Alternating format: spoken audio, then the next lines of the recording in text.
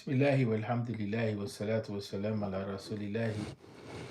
We begin, inshallah, our journey with An-Nabi al-Azim by Shaykh Muhammad Abdullah Daraz, who was one of the great scholars of Al-Azhar from the last century, who focused on the revival of Islamic studies, specifically by way of Quranic studies.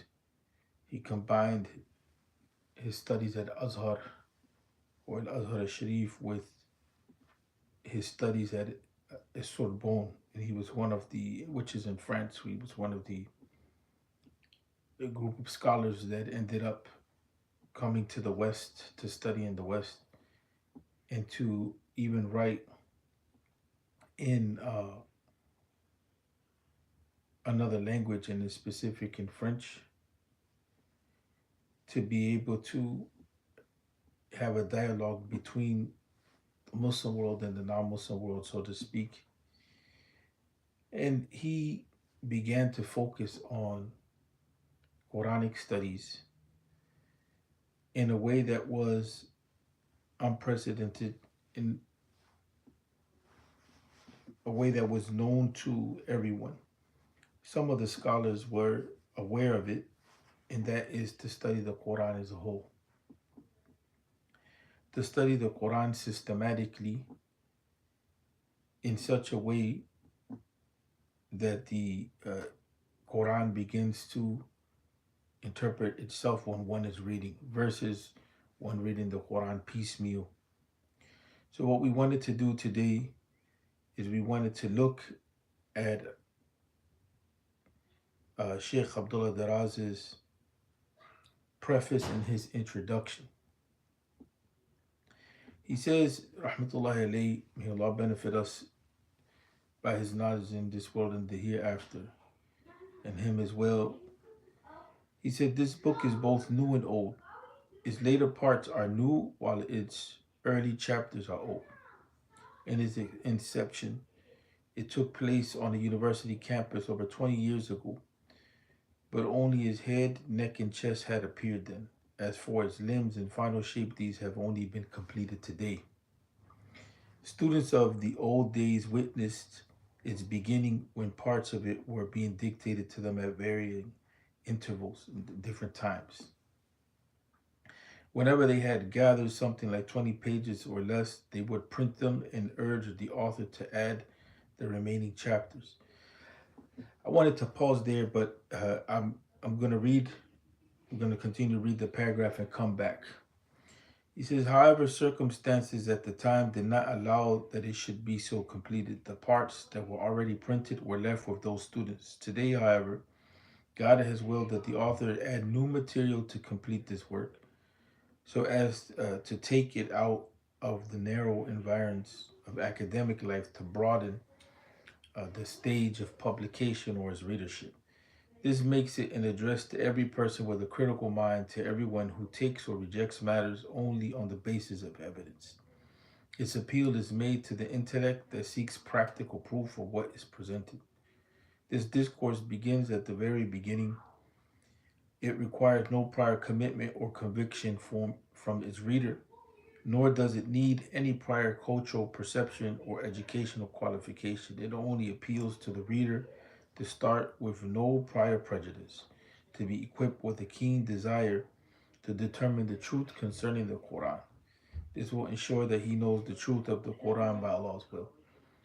So the point that I wanted to come back to was this issue of when he says, whenever they had gathered something like 20 pages, he's talking about the students that he was dictating to. So the reality is that here, the teacher is in a process with students. And that process of learning is one in which they are exchanging information and knowledge.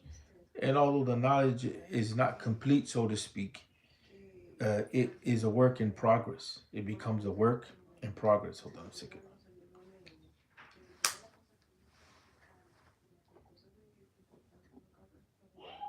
So because of that, um,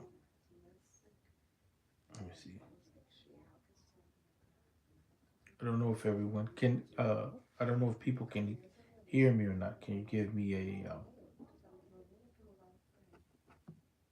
thumbs up if you can? Hold on one second.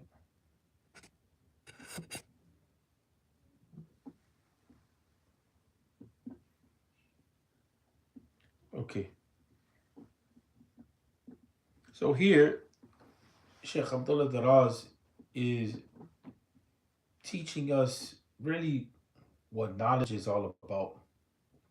And there's an article that has been written, it's published by Daraz al-Misriya, which is the institution that is dedicated to giving fatwa with representation from scholars from Al Azhar. Not always everyone that is there is trained in Al Azhar itself, but they're trained with Azhari scholars. And they wrote an article that talks about the development of knowledge and how knowledge is a process and how it can take on different forms of responsibilities. Sometimes it can be a translation, sometimes it can be an editing process that takes place, sometimes it could be abridging something, sometimes it could be clarifying, explaining, sometimes it could be reorganizing information so that it's presented in a new way, and sometimes it could be discovering something from from zero. But there's different approaches to dealing with knowledge and developing knowledge in terms of the Islamic sciences. So here we see this cooperative relationship between the teacher and the students, whereas the students take on this role of organizing what it is that the teacher is doing, and then the teacher is refining that process, and together as a group they're developing. Right, and there's a lot of work that's done in that way, and unfortunately, a lot of times people don't understand that it's not necessarily a one man show that's taking place, but actually is a group of people. I'll give you an example of recent times, something that we so sometimes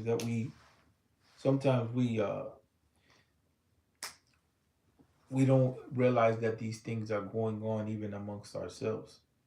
So for instance, the uh, the translation of the Quran into Spanish that is known as the translation of Sheikh Isa Garcia. That translation became known as the translation of Sheikh Isa Garcia. But in reality, it was a group effort. It was a group of people that cooperated together. And then what happened is that the effort took on that name of Isa Garcia. And that's the same thing in the concept of a madhab. The madhab is never just the work of one imam. The madhab is the work of imams that are cooperating under an umbrella of thought, certain principles that are clear that they use, and even sometimes they can disagree over those types of things, but it's a cooperative effort. And so that's something, that we have to consider. Hold on one second, let me see something, because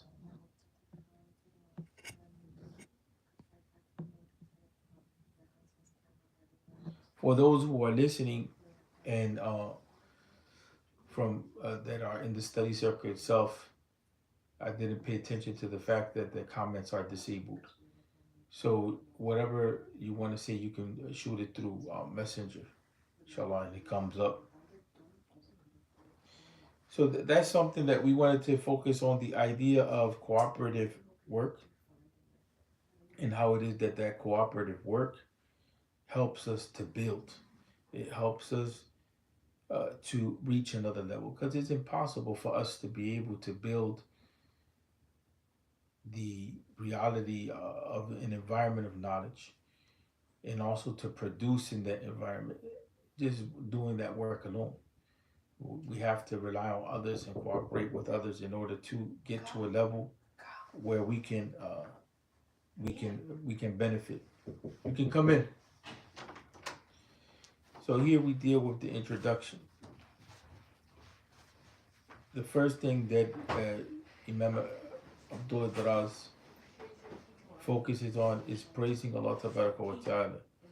He says, praise be to God who has favored us above all other communities by sending us the Quran, the like of which he has not given to any other community. So here he's distinguishing the Ummah Muhammad, Ibn Abdullah, the Prophet Muhammad والسلام, from other Ummahs or from other Ummam, which is proper Arabic. We say Ummahs in its anglicized form, but in Arabic is Ummam. The plural of Ummah is Ummam. And so Shaykh Abdullah Daraz, Rahmatullahi alayhi, is giving us a specific insight. And that specific insight that he's giving us is that the Ummah is characterized by the revelation of the Quran. Right. So then, not only that, now he's talking about the reality of what the Quran is. Right.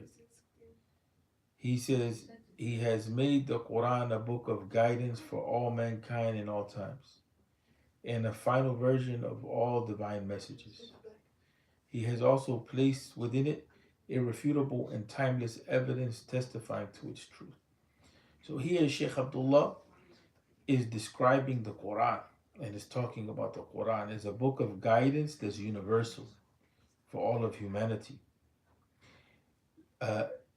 Not only universal in terms of its audience, that it speaks to all of humanity, but also universal in terms of the Quran speaking to all time periods.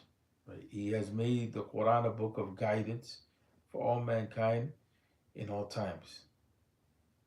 Not only that, he ends this part of the sentence by saying, and a final version of all divine messages, showing that the Quran itself is the completion of revelation, and it is the safeguard of revelation itself, and is a corrective to any distortions which may have taken place prior to in other time periods with other communities.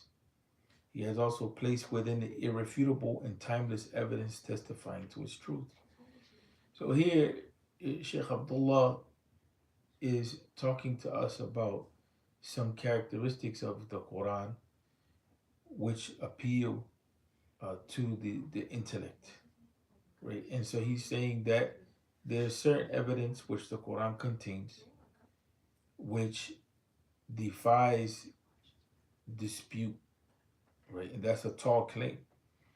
And then not only that it defies dispute, but that is relevant to all times, right? It's irrefutable and it's timeless, right? Peace and blessings may be showered on the Prophet Muhammad, whose manners and behavior were a practical implementation of the Quran. And that translation is nice. And it comes back to the PhD thesis of Sheikh Abdullah Daraz, which he considered the Quran to be a dustur al-akhlaqi. That the Quran had everything to do with being the constitution for character, the constitution for character. And the Prophet ﷺ was known to be a person of refined character and was described as the prophet that was sent لإتمام يعني الأخلاق, or to complete character, or to perfect morality, or to refine behavior. And so here the Quran is being described as the principles that outline character, and the example of the Prophet Muhammad والسلام, as that will show us how to implement it. So the Sunnah is being defined as the manifestation of the manners of the Quran in a practical way. Right? So he moves on to say, and who has made the Quran the subject of his will and the sum of his heritage. Right. Basically, the core, that translation is not so smooth and clear, but the core of the Sunnah comes back to the reality of the Quran. It is he who says, the best of you is one who learns the Quran and teaches it to others. Excuse me for a second.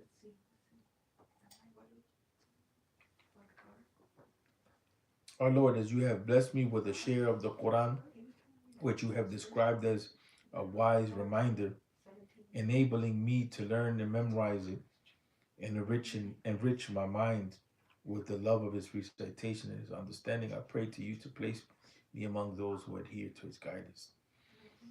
That's Sheikh Abdullah himself. He's making a dua to Allah Ta'ala, and he's acknowledging the blessing of Allah upon him with regard to bestowing upon him knowledge of the Quran. And he's in dialogue with Allah, acknowledging that the Quran is a reminder that is wise. And that can mean that the Quran is a reminder which allows us to put things in their proper place. Right. And then he acknowledges that learning and memorizing is a blessing, right? And that the enrichment of the mind is also a blessing. And he talks about the reality of love of the recitation of the Quran. So here is not a mechanical relationship with the Quran. It's an acknowledgement of the benefits that the Quran gives. So he's modeling for us what kind of Sheikh Abdullah Daraz is modeling for us what kind of relationship it is that we should have with the Quran. How should we approach it? Is one in which we should understand that the Quran is bringing us benefit, but not only that, that the having love for that relationship, different angles, like in this case, his recitation and his understanding, that that's not just an intellectual affair, so to speak. That's a commitment that comes from the heart. The whole being is involved in that process. Khurram Murad, he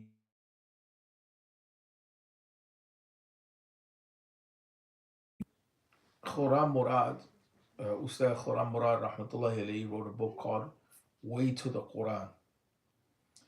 And in that book, he compiled or he summarized some of what was said by other scholars, like in Nawawi and others, with regard to Rahmatullahi alayhim, with regard to the etiquette that we should have or the manners that we should have with the Quran.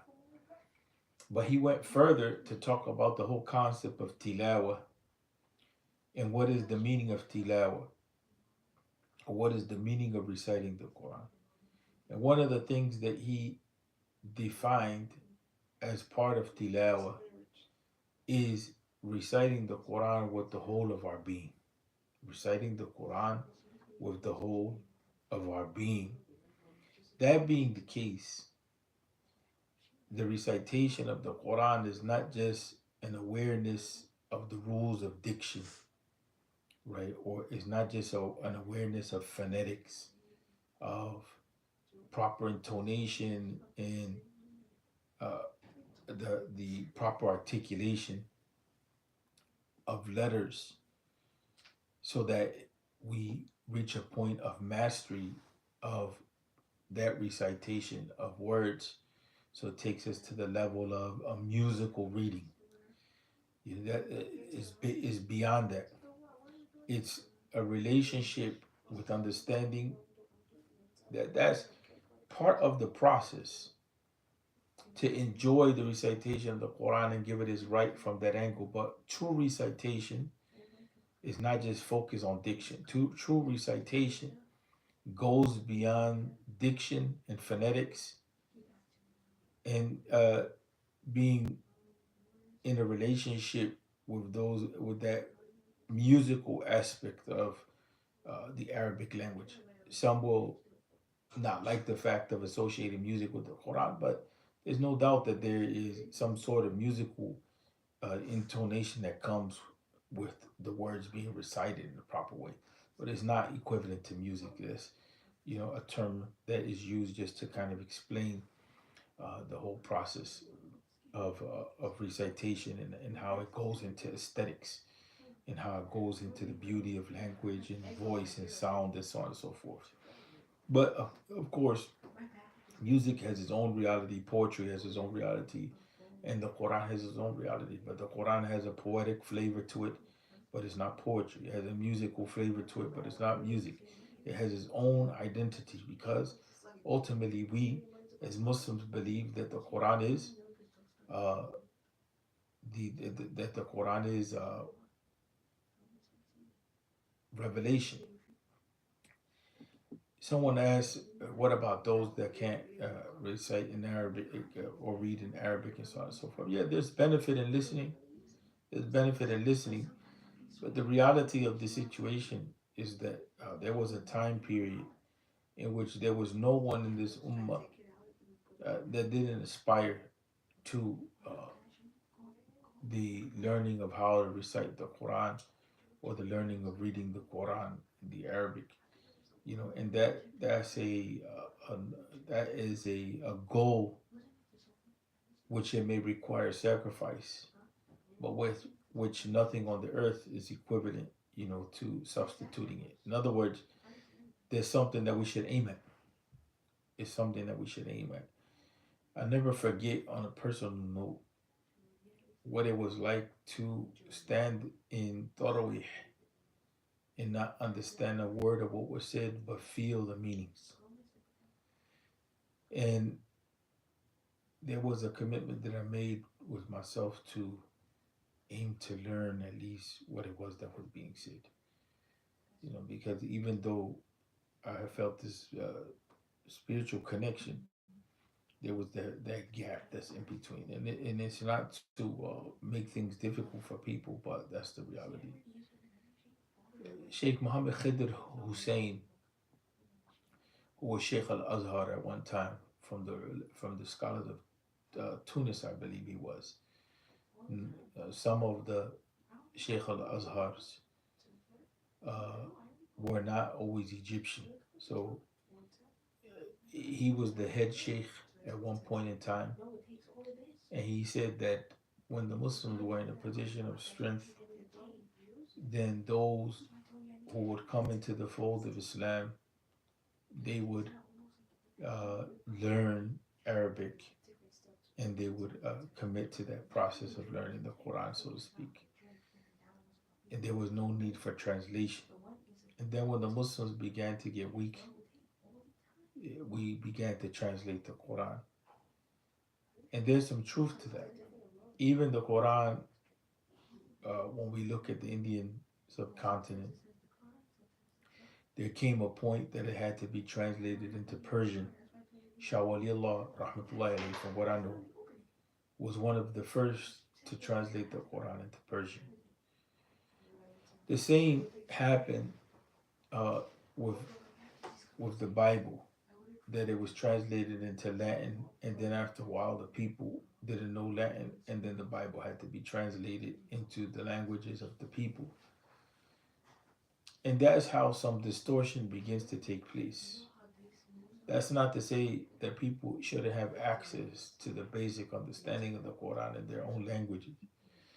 But when that phenomena becomes widespread, the phenomena of people relying solely on translations, and again, it's not a condemnation of anyone or to make anyone feel bad, but when that phenomena is dominant, it opens the door to distortion of understanding and meaning and so on and so forth.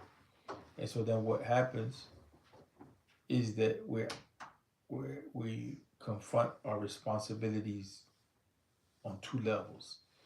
The whole idea of obligation in Islam, or what we call fard or fara'id, the obligations in the plural, can be classified into two types: fard al-ain or fard al-kifaya. Fard al-ain is an obligation on each individual, everyone is responsible for doing it. Fard al-kifaya the philosophy there is that if there's a group of people that tend to that responsibility, then everyone else is alleviated of having to take the responsibility on.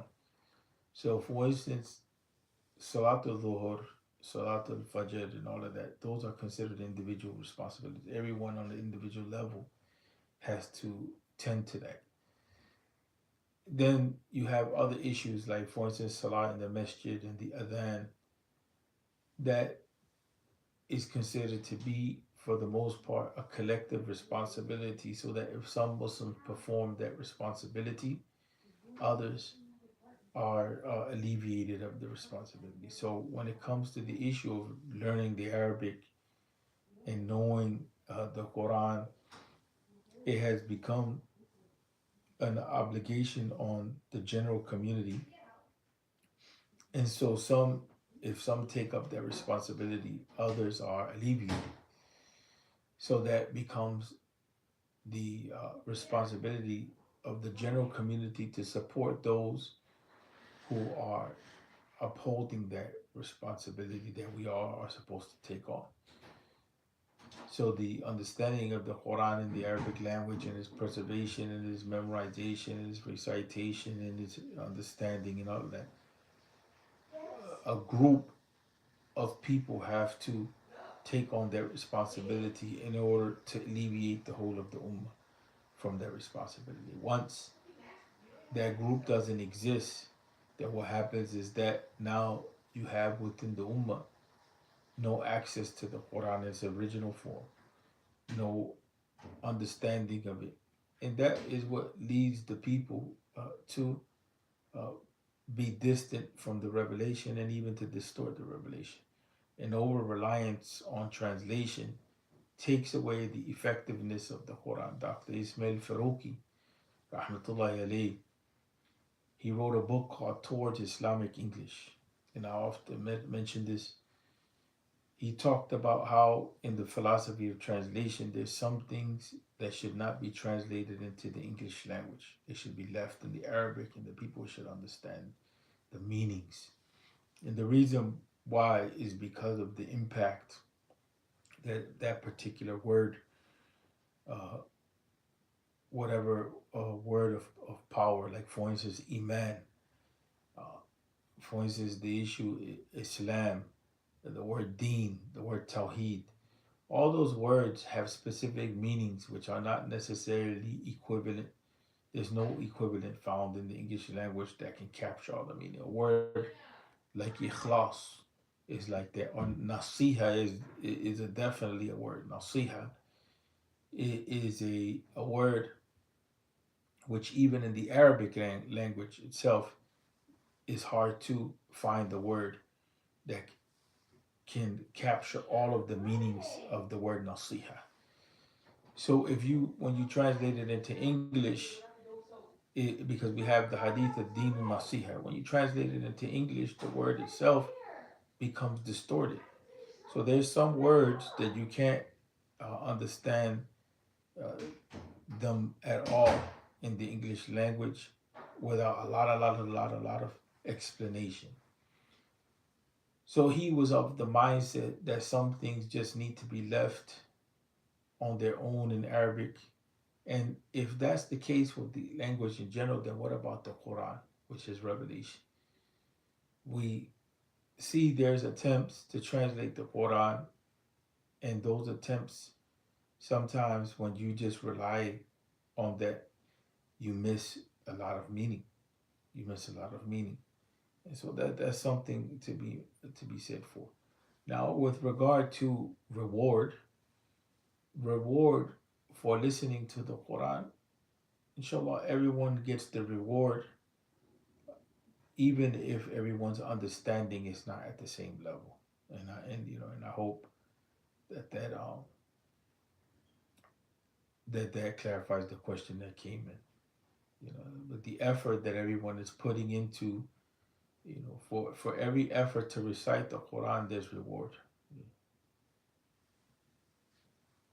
And a question came in: people that are born speaking Arabic, can they misinterpreted. There's no doubt.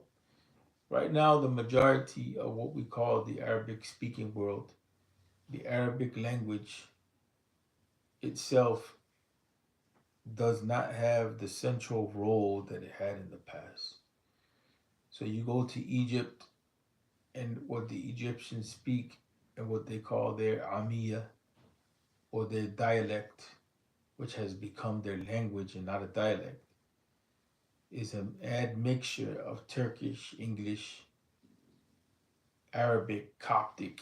It's an amalgamation of languages with their own grammatical rules, even. Sometimes there's words, and I never forget the experience that I had when I was in Al Azhar al Sharif, and may Allah bless the brother who brought it to our attention. We were in the masjid in Al Azhar studying, and the Sheikh Ahmed Tahirian, Rahmatullahi alayhi, he had mentioned something. He was explaining uh, the he was explaining Nail al-Autar, I believe it was, which is a hadith text. And one of the brothers, he stopped the people because the sheikh had said something in what we call Fusha, which is the highest standard of Arabic. And the brother mentioned that this word that the sheikh said has a proper meaning in Fusha and not how we use it. Not how we use it. And that's true. Like you have words like nafar in the Arabic language, and it designates about three people or so or more. The Egyptians, they use it for an individual. They use it for an individual. And so they change the meanings. If you go to Morocco, they blend Moroccan with French and English and Amazigh and other and stuff like that. So each community, they have their own slang, and their slang became dominant during the colonial period. So just being born and being designated as Arab is not enough to say that the language is complete. That so that's not the case. They have sometimes a disadvantage because they're learning incorrectly, and so how they learn is how they filter, and so they think that they know, but they don't know. But that's not to take away from the Arabic speakers overall, but there's a reality that's there. That there's not an automatic that just because they speak some sort of Arabic that they're going to have an understanding of the Quran. They themselves have to study. But what happens is that certain things are facilitated for them because they have access to the language. But those who put an effort to study the language systematically, many times they, can possibly surpass them. And that has happened historically. The Persians became the safeguard of the Arabic language. They were the ones that began to really systematize the grammar and everything like that. And they outshine what were traditionally known as the Arabs. And so the true definition of an Arab is the one that speaks the Arabic language. It doesn't have anything to do with race, or it doesn't have to do with ethnicity in the understanding of Islam. It's the one that speaks the Arabic language. And so that really is a linguistic group versus a racial group. But during the period of, uh, national liberation and, and colonialism and post-colonialism, the Arab nationalism arose. So the idea of an Arab nation emerged when the reality is that you have those who became Arabs, Musta'arab, the Egyptians, the Palestinians, the Syrians, the Lebanese, the Sudanese, the Somalis. Those are people that became the Moroccans. Those are people that became Arab. they're not originally from the people of Yemen or from the people of the Hijaz and those places like that. Those people became Arabs. And so the the national liberation struggles when those places were colonized led to different movements, right? The national liberation struggles led to creating national liberation movement. Sorry. So actually, it was a Christian, forget his name at the moment, from Lebanon, who developed the idea of Arab nationalism. So you found that one of the ways that the British Empire divided the Arab world up was by pushing this idea of Arab nationalism and the idea of returning back to pure Arabic roots. And so you have the Hashemite kingdom in Jordan and all those places like that. You had the Saudis that tried to make the claim as well, going back to Quraysh and all this type of stuff. And so that led to, the, in many ways, a rebellion against the Ottoman Empire and looking at the Ottoman Empire as colonizers. Even in the movies and in the soap operas, they used to present the Turks as colonizers of the Arabs. And so there were some cultural problems, there was some truth, but at the same time, there was some falsehood in it. There's no doubt that one culture dominates another culture. Sometimes people take grievances, but that it was like a alien occupying force, an enemy force, you know, that had nothing to do with Islam. That was not true. There could have been some calls to justice, no doubt about that, but that is what happened in the Arabic speaking world. And so that even led to when Pakistan was formed, the idea of nationalism led to the Pakistanis taking on Urdu versus doing what the Somalis did, which was take on the Arabic script and the Arabic language. There was a time period where all the Muslims, regardless of your language, they were writing in the Arabic script. They were using Arabic letters. Even in Al-Andalus, they had a form of Spanish and Arabic, and they were writing in Arabic letters. In the African countries, you had things like Swahili and so on and so forth, and that changed. Even the Turks themselves initially were writing in the Arabic language. The Persians, even though they have a Persian script, is Arabic letters. But colonialism forced everyone to kind of have their own, push to their own identities. And so that distorted our relationship with the Quran, no doubt. We suffered heavily because of that as an ummah. Because eventually, when everybody started just aiming for their own culture, that meant a separation from the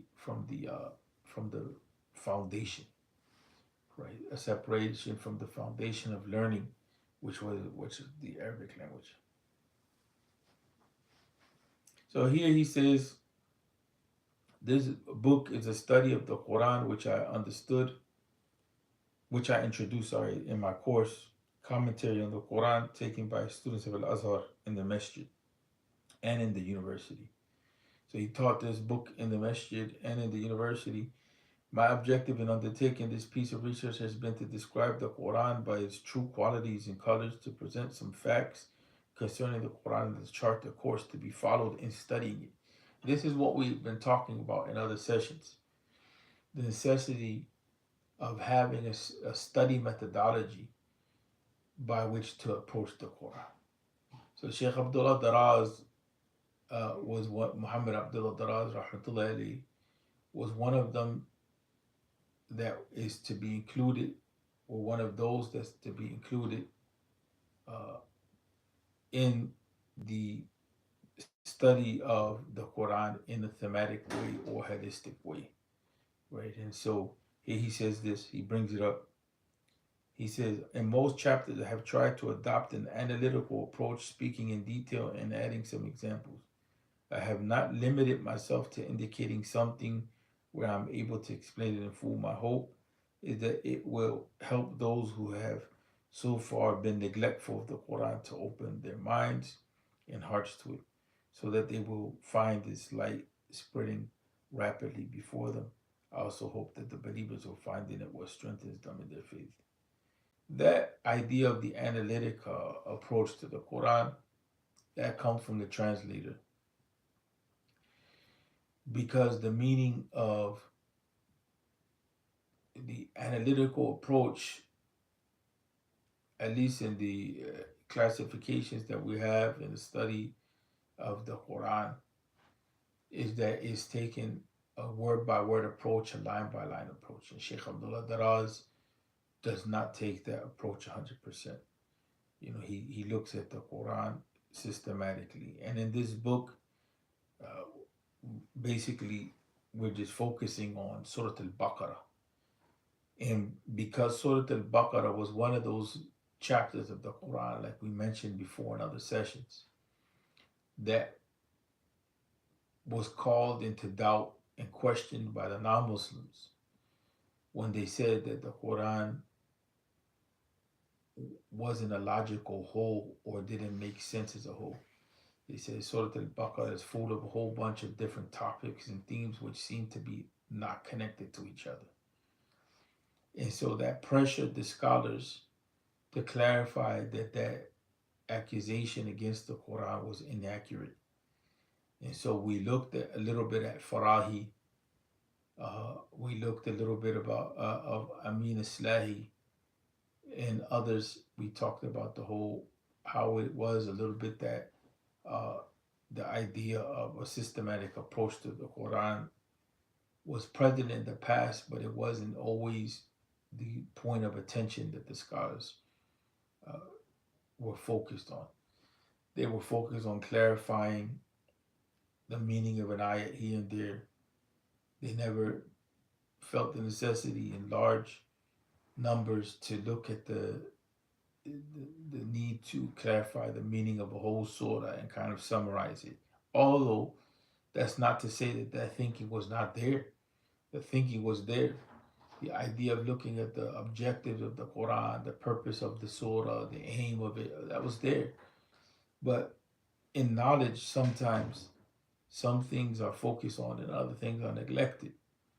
And so it became important in this time period to build on paying attention to, once again, the surah as a whole, the chapter as a whole, the intentions, the objectives, the aims, the purpose, the main points of what it is that is being said.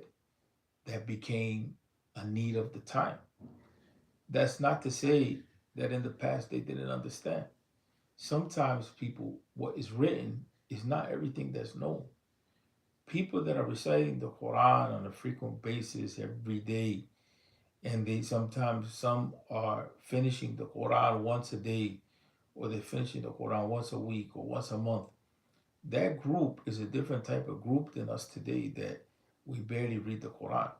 That group is a group that just by that process by itself, there's things that they understand that don't have to necessarily be spoken of.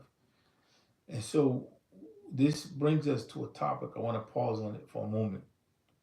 That's the topic of learning how to read the books of the scholars of the past. Sometimes people believe that everything that is written is to be followed, or they take what's written and they understand it outside of its proper context. I'll give you an example. Imam Ahmad bin Hanbal, who was known to be one of the four Imams, it's attributed to him that he wrote a small book called Usul al-Sunnah. So if you is basically, if you were to put it on a loose leaf paper, if many people don't even use loose leaf anymore, it will probably fill 2-3 pages of loose leaf, no bigger than that. Some scholars have said that he didn't write extensively in this area, which basically is talking about Islamic belief or creed or aqidah, because they were focused on reciting and reading Quran and Sunnah. So when he wrote that basic tract or that little pamphlet, so to speak, he did so only to clarify that which became unclear.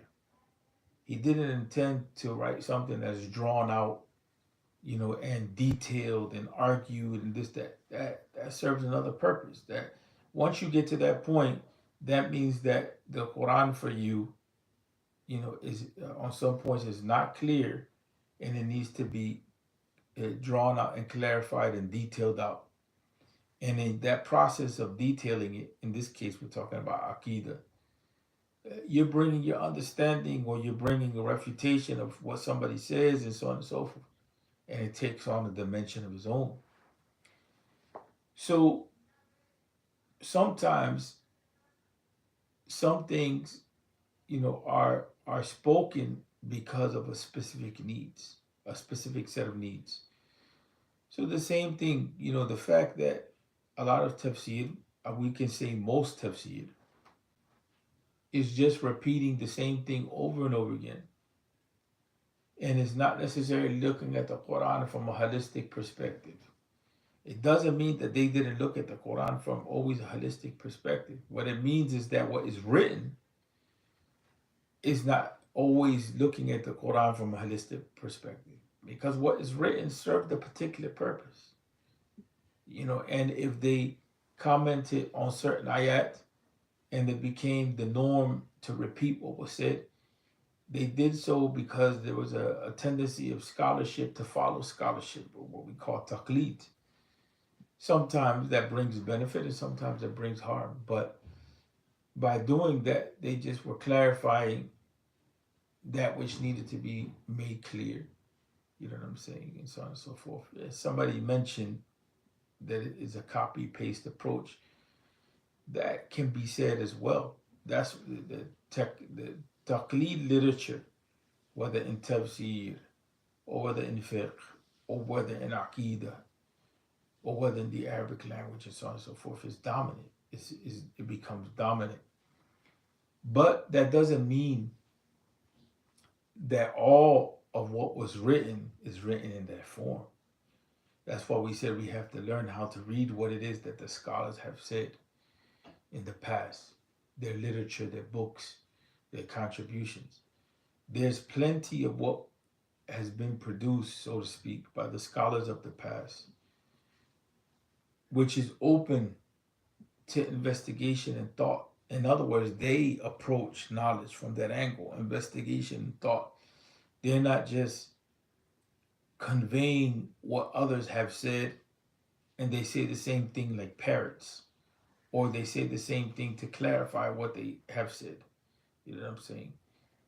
It's not to take away from anyone, but that type of literature, which is only repeating what it is that was said in the past, that has become dominant in the Muslim community. And what has happened is that we have set aside, we have marginalized, we have neglected, we have left uninvestigated other trajectories of writing and thinking, and the heritage of the scholars, or what some call tradition. So what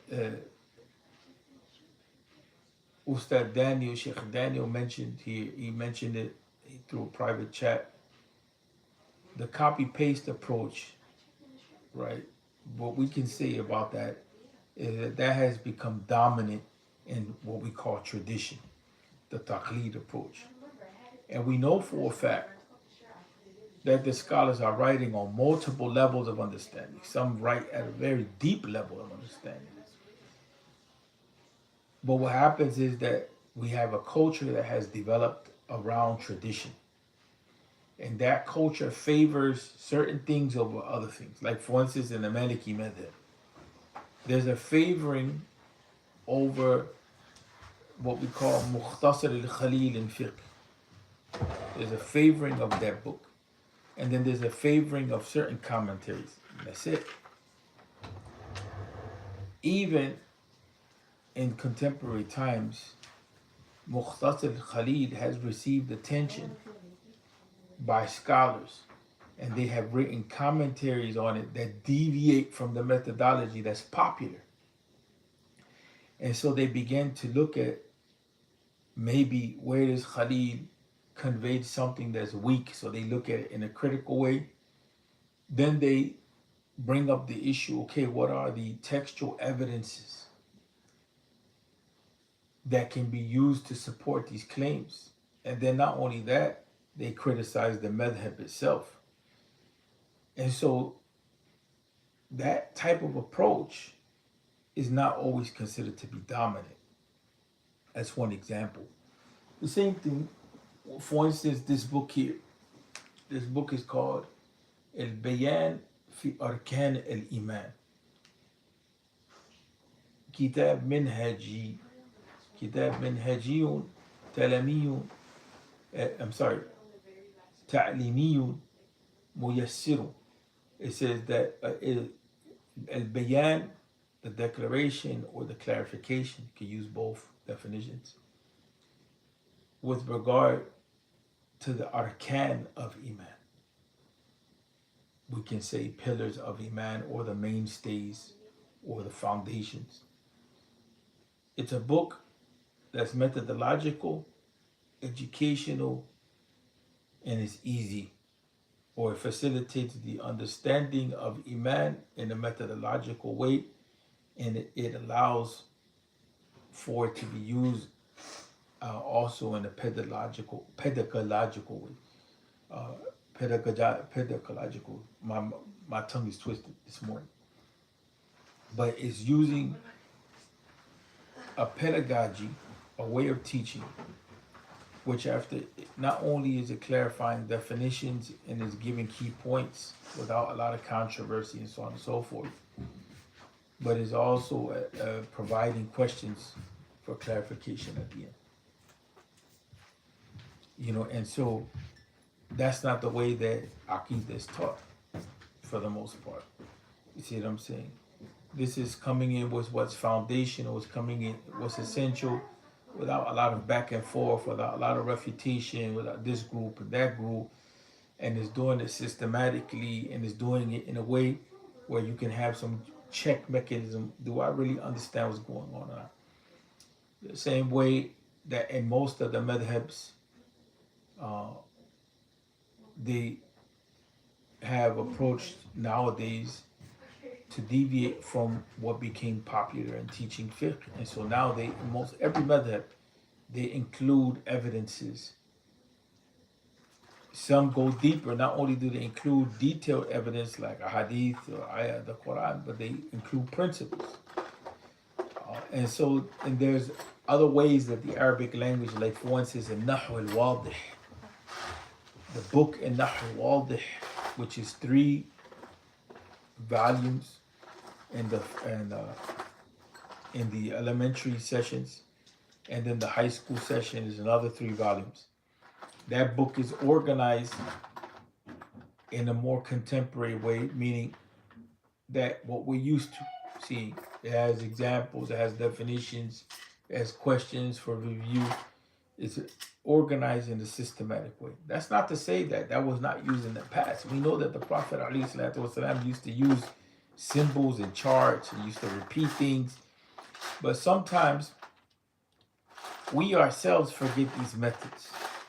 There's a book that's compiled by Shaykh, the Muhaddith Abu Ghudda, Abdul Fatah Abu Ghudda, rahmatullahi alayhi. And it's translated, the better translation is by Hassan Banna, who's from the UK. Not Hassan Banna from Egypt, but Hassan Banna from the UK, and it's published by Awakening Publications. That book, it talks about the Prophet as an educator, alayhi salatu wasalam.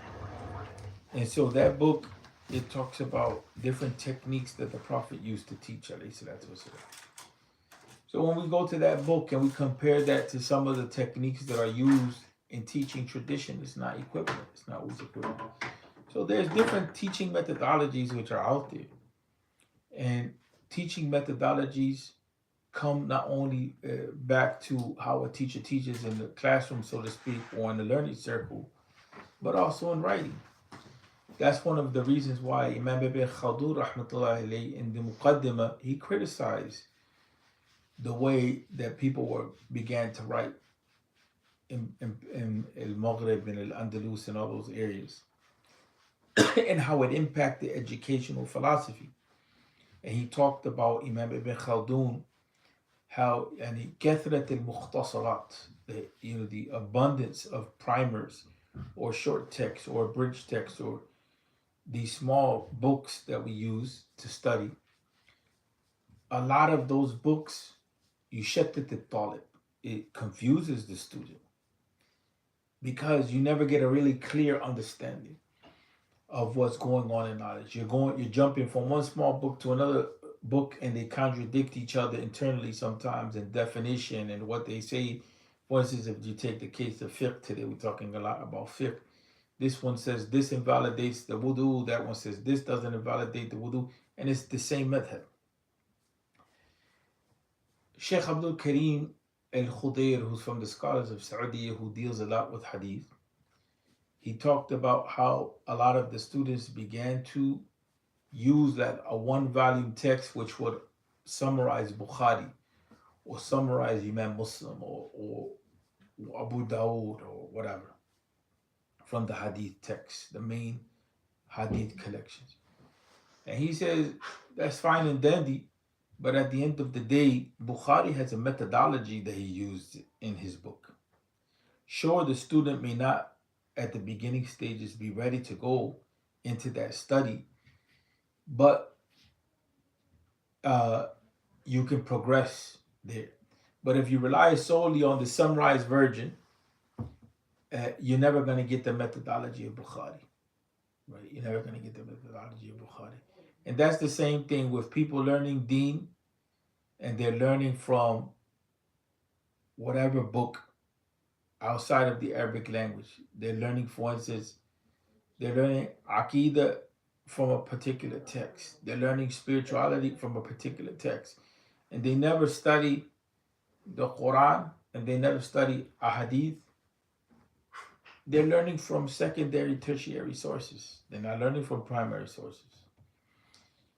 So this problem in education became known to the scholars in today's time. So that's why many now, they'll take, for instance, the tafsir of the Quran, and they'll facilitate the tafsir of the Quran directly without making it too bulky. Shah Waliullah have recommended that as well earlier on in the 18th century, I believe it was, or 19th century. And the same thing with the hadith.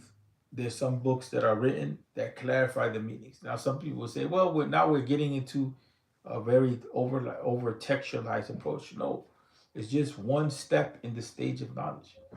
There's some say Quran, Sunnah, and then they forget that there's a necessity to discuss and elaborate. That's another extreme. But the point that we're saying is that there's different teaching approaches, and that's the same thing with tafsir. And so when it comes to bring it back to our focus, when we talk about the analytical approach versus the thematic approach, the analytical approach is atomistic. It breaks things down, and it only focuses on one thing sometimes without giving an explanation of how it is that each thing that is being examined relates to the other as a whole in some sort of a gestalt type of understanding. The thematic approach incorporates the analytic approach, the looking at the line of looking at this ayah of a chapter, looking at a word, looking at its usages. That's the analytic approach. The thematic approach to the Quran uses that. But the thematic approach to the Quran uses that only as one stage in the process of reading the Quran. What it does is that it looks at the Quran and builds off of that analytical approach of looking at the word, of looking at the sentence, to the intertextuality approach. So the outline of this book is that he focuses on the Quran, what defines the Quran, how it differs from Hadith. Then he goes on to the source of the Quran, the divine text, divine meaning, the prophecies of the Quran, who was the teacher of Muhammad, the concept of a source beyond this world itself. The Quran is literary miracle, the secret of the Quranic miracle, surpassing excellence in every passage, and the broadest meaning, minimum word, meaning how it is that the Quran is efficient in using words, right? And then the idea of the unity of each surah, and then the structure of meaning in Surah al-Baqarah, which is considered the longest surah. So when I asked something about the hadith books, and in terms of how they're titled, or they're organized internally by title, the only one that we know that has himself entitled his own text is Imam al-Bukhari, from my limited understanding. Imam al-Bukhari was very crafty and very adept when he organized his collection of hadith, which is entitled the Sahih. He has other collections of hadith, and he has other books that he wrote. But what became popular and most dominant was Sahih al-Jami'. So that the even the title is extremely long, and the title is focused on the life of the Prophet Muhammad alayhi salatu wasalam. But usually we say Sahih Bukhari, but it's a book that's called al-Jami'. So it comes in a particular type of genre of writing. Shah, I believe it was Ismail Dehlawi, compiled a text called Gardens of the Righteous, right? Gardens of the Righteous, I believe it. Gardens of the Hadith Scholars, sorry, not Gardens of the Righteous. Gardens of Hadith Scholars. Hold on one second. Yeah, it's Shah Abdul Aziz al-Dehlawi.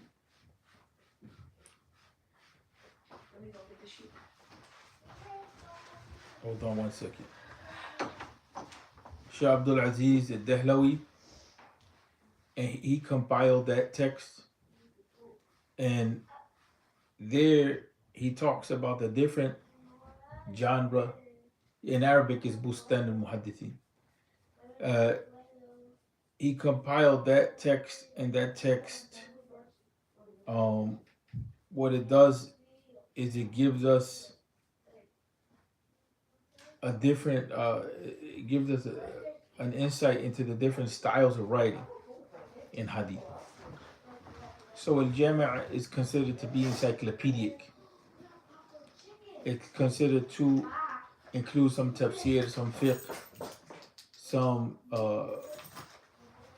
etiquette, some things about spirituality, different topics of fiqh. It talks about Aqidah, talks about a little bit of everything. Bukhari organized that book intentionally the way that he did. Mostly every book of hadith, most books amongst the scholars of the past always were written with a purpose and very intentional. That's why they took years to write. It's not the way that we write in today's time. And so Bukhari, when he wrote intentionally. He structured the Sahih in the specific way that he did. And so Bukhari, when he introduces a hadith, many times he doesn't introduce them in complete form. But he takes part of a hadith that he considers to be essential and he puts it in a particular area in the book, and then he titles the area. The title of the area and the fact that he uses a specific portion of the hadith all has his logic. And so that becomes a filter by which you understand what his position is on the hadith and what the gist or the meaning of that section is all about. When you look at Imam Muslim didn't title his hadith book internally. It was other scholars that did. And Nawawi was one of those scholars that put the title headings or the chapter headings in Sahih Muslim, as well as Shaykh Ahmed al-Qurtubi, the Muhaddith. Those two became known for having looked at the different sections of Imam Muslim. Imam Muslim has a different writing style, a different logic, a different purpose than Bukhari. There are two different approaches to collecting and organizing and presenting hadith. Bukhari is interested in extracting from the hadith fiqh in a particular point and justifying a position. Imam Muslim is interested in aggregating or bringing together a number of different ahadith that are of the same theme or topic, right? And so that you can examine all these different narrations there in one place. So he didn't filter what it was that he was saying by writing chapter headings. The chapter headings are important to understand. You know what I'm saying? They're important to understand. They give us an insight, an understanding, so on and so forth. So let's stop here, inshallah, and then pick up next week. And if there's any questions, just send it through the messenger. We deviated a little bit, but there's no harm in that. I think that we got the general meaning. And this chapter that comes is the chapter 1. There's the PDF is available online. It's called The Quran An Eternal Challenge by Abdullah Daraz. In the past, we have put it in the group chat. But here now in chapter 1, he's defining what the Quran is and how it differs from hadith. And that's an important exercise. It's an important exercise. Okay, we ask Allah to forgive us, to aid us, and to guide us. And have a good week. Assalamu alaikum.